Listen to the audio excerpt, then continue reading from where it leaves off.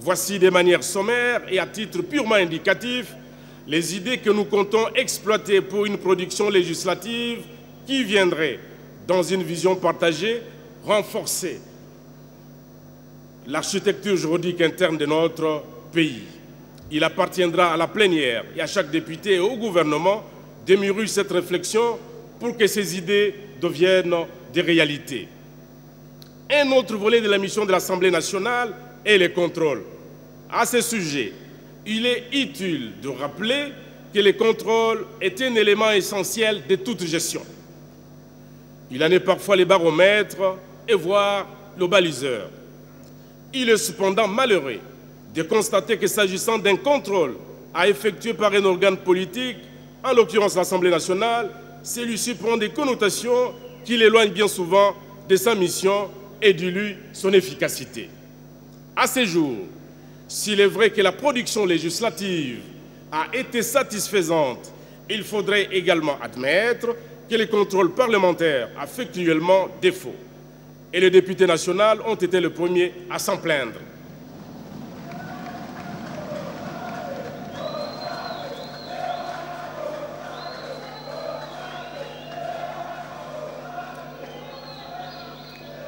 Ce n'est pas ici le lieu de disserter sur les raisons à base de cette situation. Pour ma part, et comme je m'y suis engagé avant-hier devant cette auguste assemblée, lors de la campagne électorale, les contrôles parlementaires va et doit se faire de façon systématique et rigoureuse. Il doit être sans complaisance.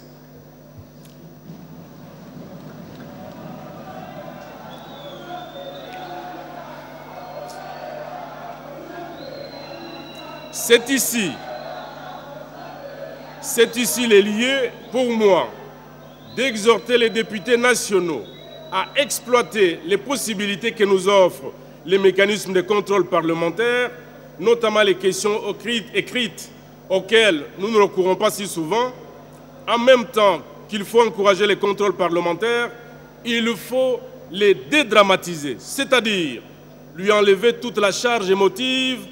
On sait que notre Assemblée ne doit pas se transformer en tribunal populaire où l'on viendrait régler les comptes à ses ennemis politiques ou aux opérateurs économiques.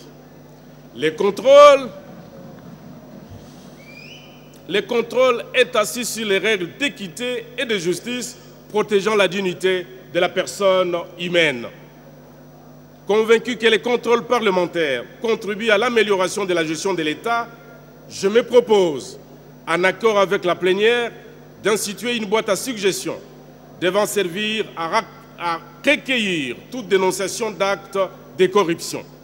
Ce mécanisme devra permettre à l'Assemblée nationale de disposer d'une banque de données susceptible de guider les députés nationaux dans leur mission. Honorables députés et chers collègues, comme vous l'aurez remarqué, votre bureau vous engage dans une dynamique nouvelle de travail parlementaire qui requiert un réel renforcement des capacités de nos députés et surtout de nos commissions parlementaires.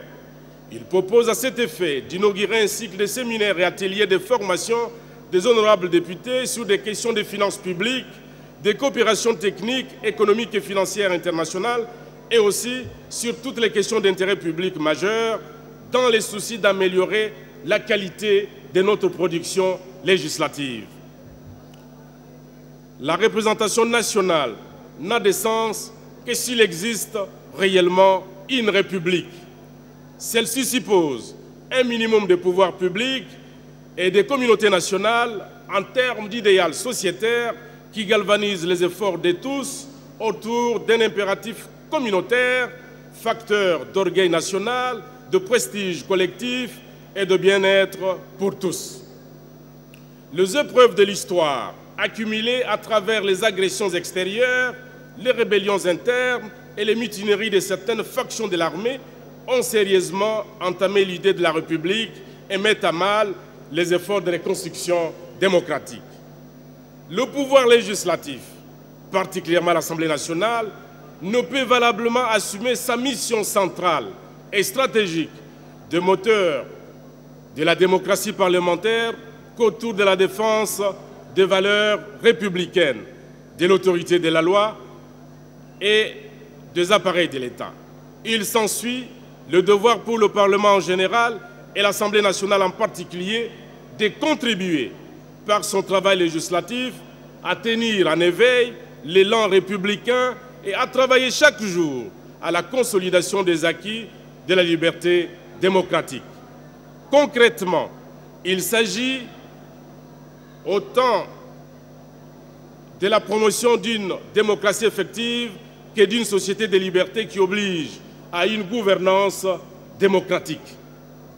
Les impératifs de la consolidation de l'état de droit et de la réalisation du bien-être de notre peuple, sans oublier les exigences de la communauté internationale en matière de bonne gouvernance et de lutte contre la corruption et les antivaleurs, nous imposent aujourd'hui de produire des lois conformes à ces idéaux.